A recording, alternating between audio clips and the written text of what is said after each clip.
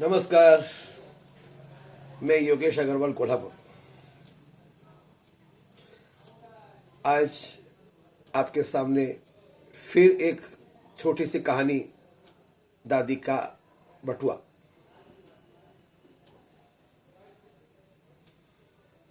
एक गुजरात में बड़ा हीरे का व्यापारी, उसके बहुत से वर्कर काम करते थे। बड़ा अच्छा खासा टर्नओवर था बिजनेस का, मंथली ईयरली। तो जब हर दिवाली को जब उसके बिजनेस की बैलेंस शीट, आर्थिक चिट्ठा जब पूरा होता था, तो वो सभी वर्कर के लिए, अपने कर्मचारियों के लिए एक लकी ड्रॉ निकालते थे। और उसमें एक ड्रॉ ऐसा भी होता था कि जिसको वो कूपन मिलेगा, उसको 4 धाम की यात्रा करने के लिए जाना है। और अगर किसी कारणवश वो कूपन निकलने के बाद 4 धाम की यात्रा को जाने के लिए असमर्थ है, तो फिर वो उसके एवज में पैसा ले सकता है। तो दिवाली आई, दिवाली के दिन लकी ड्रॉ हुआ, और जब कूपन निकाला गया तो एक कर्मचारी का नाम आया। उस कर्मचारी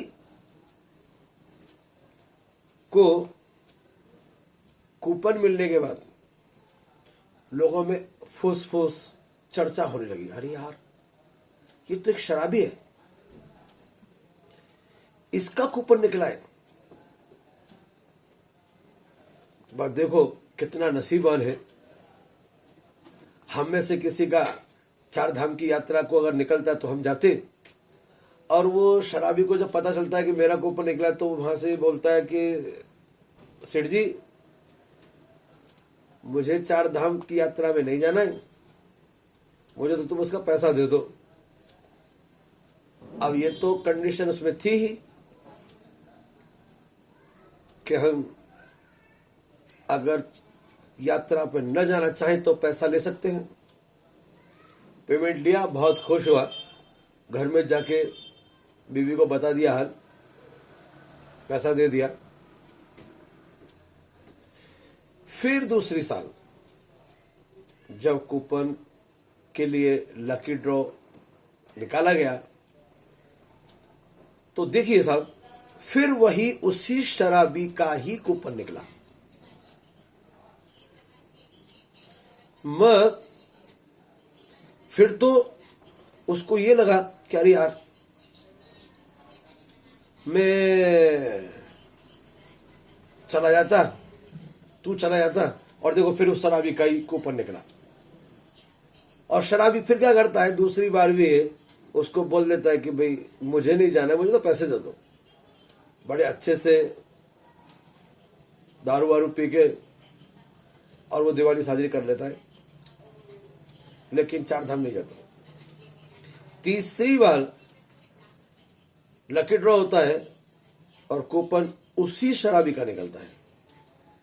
तब लोग बोलते हैं कि अब एक काम कर, अब पैसा मत ले, अब तो तू 4 धाम चला ही जा। अब वो भी बोलता है कि यार 3 बार मेरे को कूपन निकला है, तो फिर मेरे को 4 धाम के लिए भगवान बुला ही रहे, चला जाता हूं।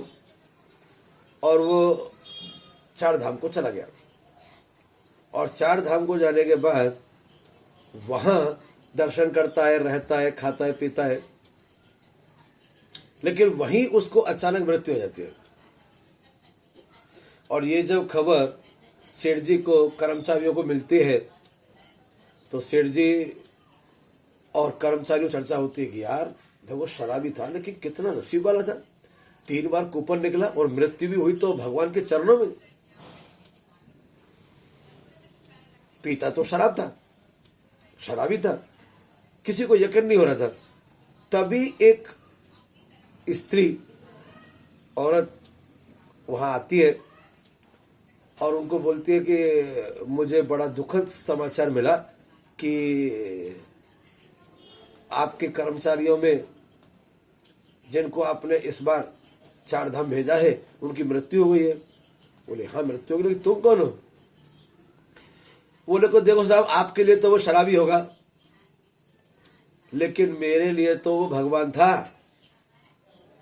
कभी भी मेरे परिवार में कोई भी कैसी भी आवश्यकता हुई, कमी हुई, कोई परेशानी आई तो वो मेरे साथ खड़ा रहता था, और हर बार उसने मुझे आर्थिक मदद की। मेरे लिए तो वो भाई था, भगवान था।